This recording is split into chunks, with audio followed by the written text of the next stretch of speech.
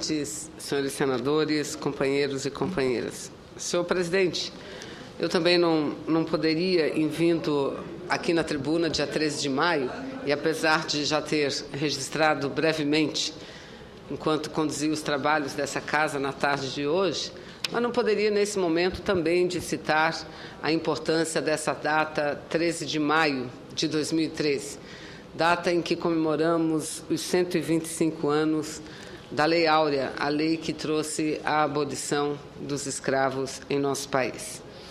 E, senhor presidente, eu também entendo que nós precisamos avançar e avançar muito. Quero aqui repetir as palavras finais do senador Paim, o único senador negro nessa casa, quando dizia-se esperançoso em um dia vir a essa tribuna, ouvir de alguém dessa tribuna, de que no país não há mais qualquer tipo de discriminação. E dizer que, apesar do muito que nós temos que caminhar, que nós temos que avançar, e um exemplo aqui já foi dado, como pode um parlamento, o Senado Federal, o Senado da República Federativa do Brasil, que possui 21 membros, 81 membros, 81 senadores e senadoras, ter somente um negro, ou somente 8 mulheres. Esse não é o espelho da sociedade brasileira. Então, isso é um indicador de como o Brasil precisa avançar em alguns setores e na política, principalmente, senhor presidente. Um outro exemplo que eu poderia dar é a questão das empregadas domésticas, comemorada por muitos de nós, que aprovamos recentemente a emenda constitucional que garante a elas todos os direitos que têm os demais trabalhadores brasileiros. Uma reivindicação de décadas e décadas e décadas, não é? Empregada doméstica tratada como trabalhadora ou trabalhador de segunda categoria. E, nesse segmento, mais de 90% dos trabalhadores e das trabalhadoras são mulheres e mulheres negras, uma parcela mais importante, significativa nesse meio. São indicadores que apontam que precisamos avançar muito no país. Entretanto, senhor presidente, na última década, principalmente, ou nos últimos 20 anos, o Brasil teve avanços importantes, significativos, e também vou citar apenas em 2 setores. O primeiro deles, na renda, e o segundo, na educação. Quanto à renda, senhor presidente, de acordo com os estudos da Secretaria de Assuntos Estratégicos da Presidência da República, onde está a quem está vinculado o IPEA, que é o Instituto de Pesquisa Econômica Aplicada, que também trabalha na pesquisa de questões sociais, mostram que a renda da população parda e preta no Brasil cresceu muito, muito. E mostra que em 2001, senhor presidente, senadora Lides, em 2001, 31% da população preta e parda estava na classe média. E 10 anos depois, ou seja, 2011, eram 51% da população. Um avanço importante, um avanço significativo.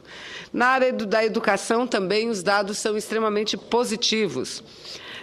A participação de brasileiros e brasileiras que se autodeclaram pretos ou pardos no ensino superior cresceu muito, dobrou nos últimos 10 anos, saltando nos últimos 10 anos de 19% para 38%, chegando a quase 40%. São indicadores importantes, senhor presidente, e que, repito, precisam melhorar. Mas eu não tenho dúvida nenhuma que, apesar de todos os problemas, a crise econômica por que passa o mundo e o Brasil também, tem havido um grande esforço, sobretudo, do governo hoje de procurar fazer com que esse crescimento econômico, com que esse desenvolvimento venha necessariamente com a distribuição da renda. E aí a polêmica está instalada, porque muitos dizem que o salário é o principal responsável pela inflação do país. Não são os salários.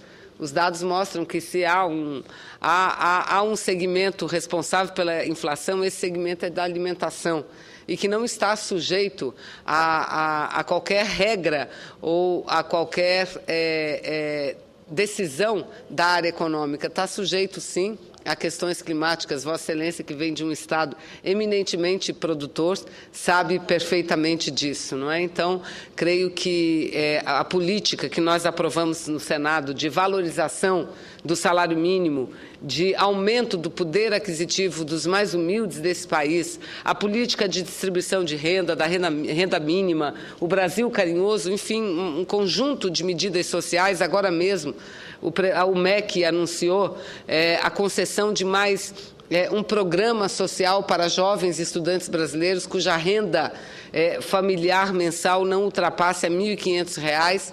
Esses terão, e que eles estudem em cursos cuja carga horária seja superior a 5 horas diárias, eles poderão acessar uma bolsa. Desta vez, a bolsa está denominada de Bolsa Permanência, de R$ 400, para poder seguir estudando curso de medicina, curso de farmácia, bioquímica, enfim, engenharias, aqueles cursos cuja carga horária são bem maior do que outros cursos.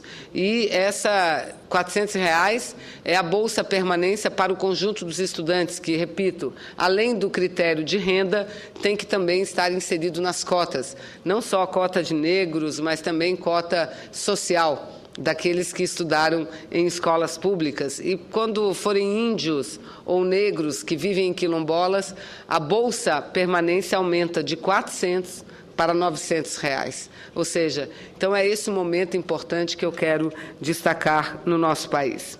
Mas, senhor presidente, hoje eu venho à tribuna também e fiquei feliz porque logo muito cedo concedi uma entrevista para a Rádio Senado e com muita alegria ontem, que comemoramos o Dia das Mães, eu li uma bela matéria publicada no jornal Correio Brasiliense, jornal daqui da capital federal, uma matéria que trata dos soldados da borracha. E uma matéria que trata com muita responsabilidade e que mostra, de fato, a importância das reivindicações desses senhores, já pessoas com idade muito avançada, que foram pessoas muito importantes, não só na história do Brasil, mas do mundo inteiro, principalmente no que diz respeito ao esforço dos aliados durante a Segunda Guerra Mundial. O título da matéria publicada no Correio Brasiliense de ontem é Soldados da Borracha na OEA, na Organização dos Estados Americanos.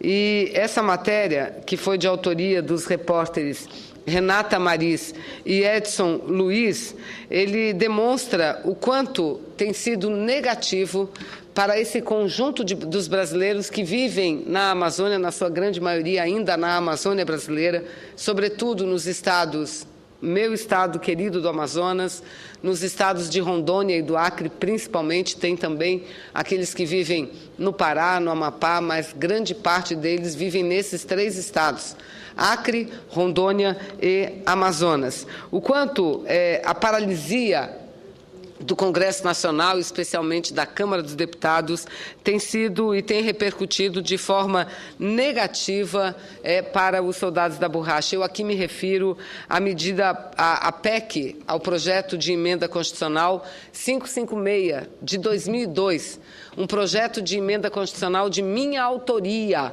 e que esse ano completa 11 anos de tramitação na Câmara dos Deputados, sem que tenha havido até agora ainda um desfecho, espero um desfecho importante para os trabalhadores soldados da borracha. A PEC é conhecida como a PEC do soldado da borracha, e ela corrige uma injustiça com os milhares de seringueiros que foram levados à Amazônia com a finalidade de produzir borracha para abastecer a indústria bélica norte-americana e, principalmente, a indústria bélica durante o período da guerra.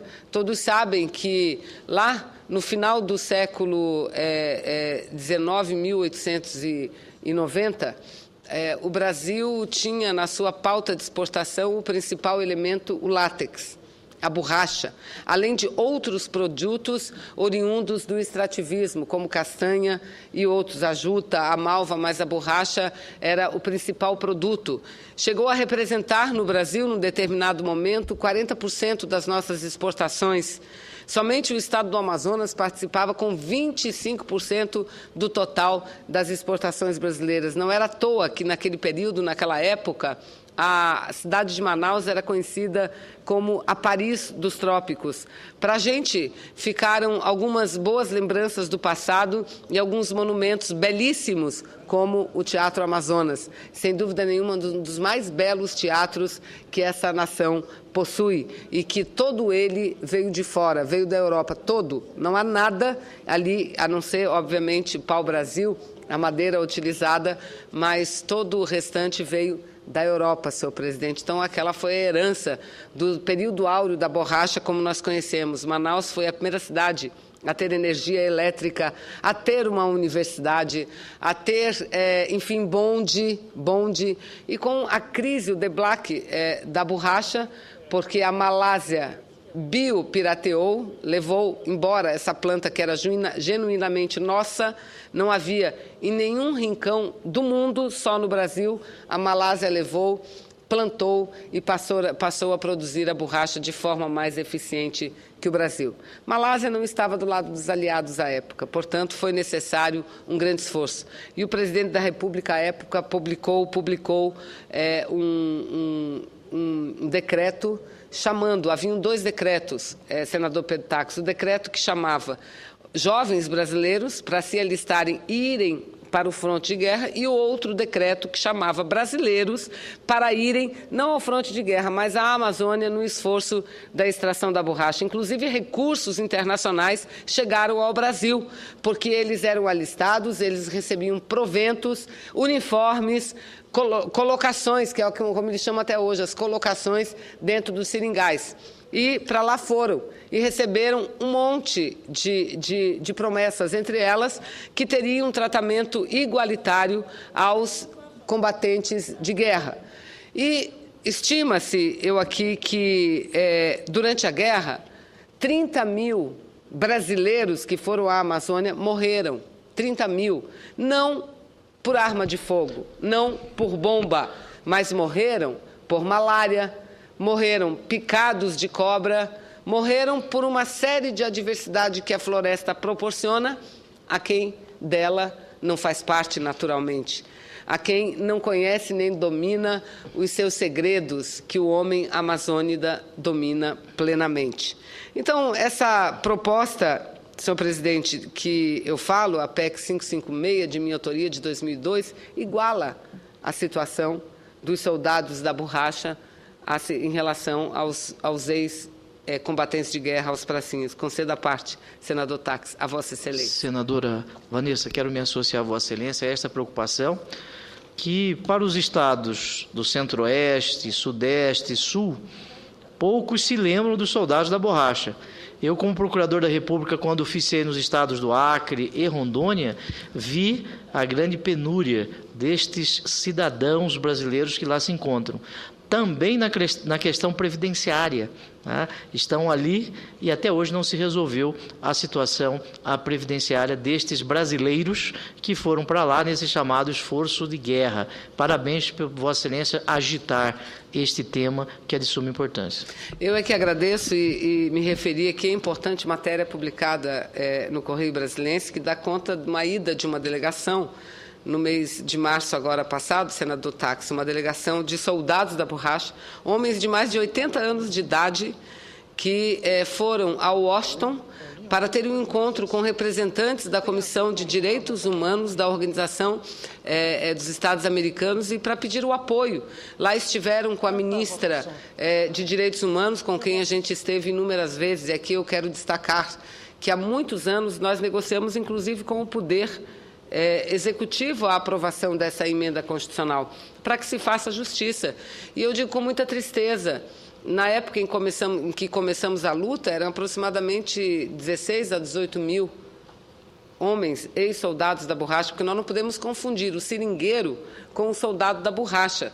Soldado da borracha foi aquele mobilizado, na sua grande maioria, do Nordeste, do Ceará, do estado do Ceará, mobilizados para a Amazônia, para esse esforço, a grande maioria. Não estamos falando de seringueiros, estamos falando de soldados da borracha, aqueles que têm documentos e que estão comprovados e que hoje já recebem uma pensão, mas é uma pensão muito baixa, um pouco mais de em torno de R$ 1.300 e poucos reais, muito baixa se comparada aos ex-pracinhas de guerra. Na época, eram de 16 a 18 mil, senador Pedro Taques. Hoje são em torno de 7 mil vivos só. O presidente do sindicato, lá do meu estado do Amazonas, faleceu já durante a luta. Muitos dos líderes dessa luta estão falecendo. Então, o que nós queremos, e o ministro Gilberto Carvalho tem sido... já foi criado agora há pouco tempo um grupo de trabalho no âmbito da Secretaria-Geral da Presidência da República, em comando do ministro Gilberto Carvalho, para fazer um estudo dos impactos e, sem dúvida nenhuma, a gente precisa desse apoio. Agora, independente do apoio do Poder Executivo, a Câmara, assim como o Senado, é o Parlamento brasileiro, e o Parlamento brasileiro tem que se sensibilizar em relação a essa matéria. Precisa pautar e votar. Qual é o prejuízo que traremos às finanças brasileiras, aumentando de 1.356 para 4.500 a situação e a condição desses homens, que, repito, é um direito que eles têm por lei, é um direito que eles têm por lei, porque não foram para a Amazônia por conta própria, foram à Amazônia porque atenderam um chamamento do governo federal através de um decreto, porque receberam do governo federal todas as promessas de que teriam um tratamento iguais aos homens brasileiros que estavam sendo mobilizados para a Europa, para atuarem no fronte de guerra.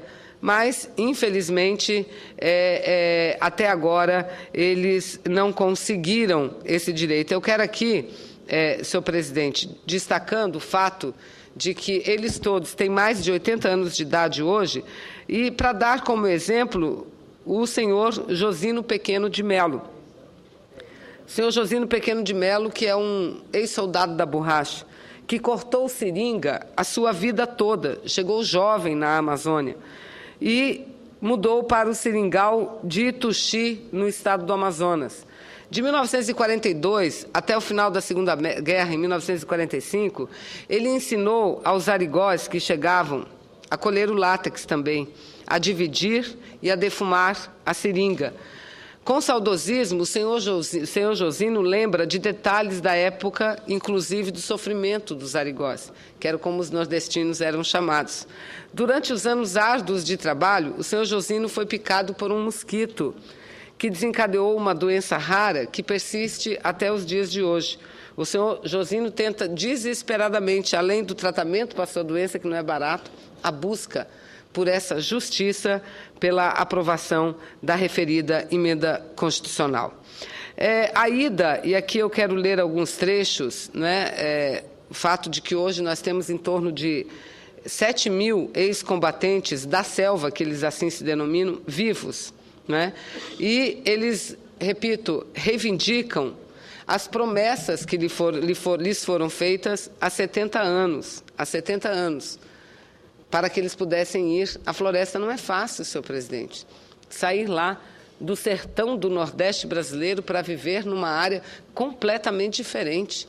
Uma mata fechada. E não é viver na cidade, não, é viver dentro do seringal, para acordar 3 horas da manhã e sair com a poronga na cabeça, que é onde tem onde acende a lamparina, para iluminar, e ele sair para fazer o corte e recolher a borracha antes do dia clarear. É esse o trabalho do seringueiro, e anda quilômetros e quilômetros e quilômetros a fio.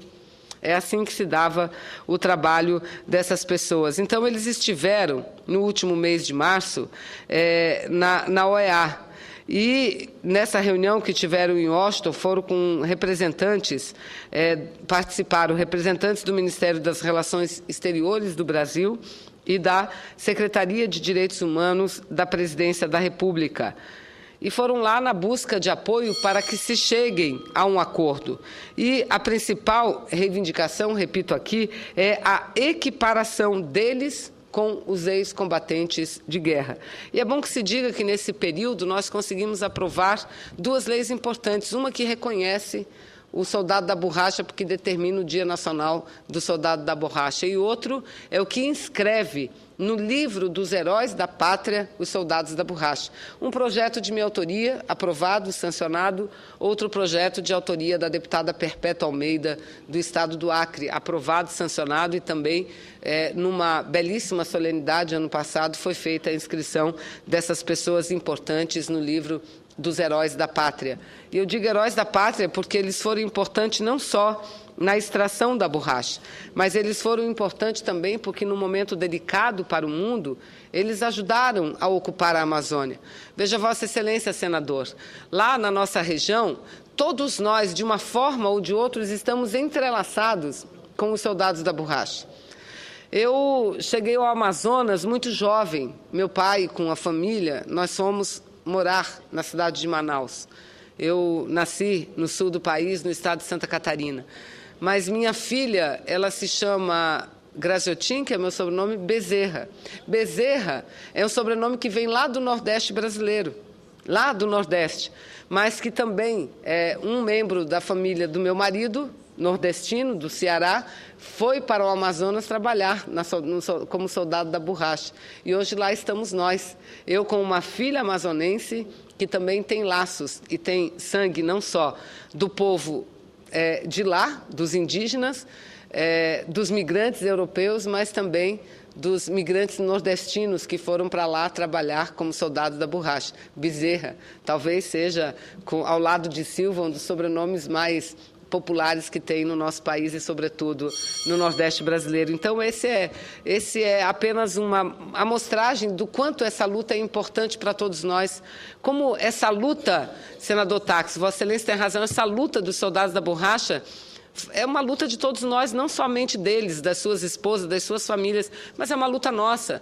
Eu espero que, a partir de agora, e hoje mesmo tive contato com a Secretaria da Presidência da República, com o Ministério de Direitos Humanos, e em breve concluirá o trabalho dessa equipe. Mas o que nós precisamos é aprovar, sem dúvida nenhuma, essa emenda constitucional que, eu repito, só quem conversa com um soldado da borracha que sente na pele o sofrimento e a esperança que eles nutrem de ver essa proposta aprovada. Eles não são muitos, mas eles estão espalhados em todos os lugares, sejam pelos netos, pelos sobrinhos, pelos primos, ou até mesmo pelos conhecidos.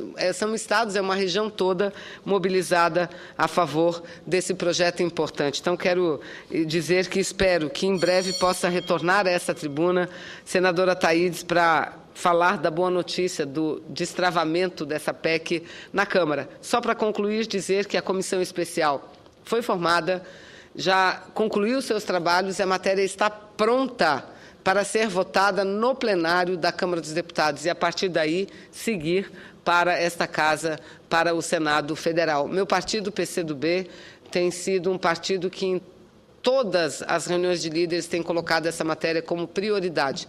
Mas, infelizmente, enquanto os grandes partidos não abraçarem também como sua própria prioridade, nós não conseguiremos levar a matéria a termo e votar para que a gente possa dar essa alegria, não só para os soldados da borracha, mas para o Brasil inteiro. Muito obrigada, senhor presidente.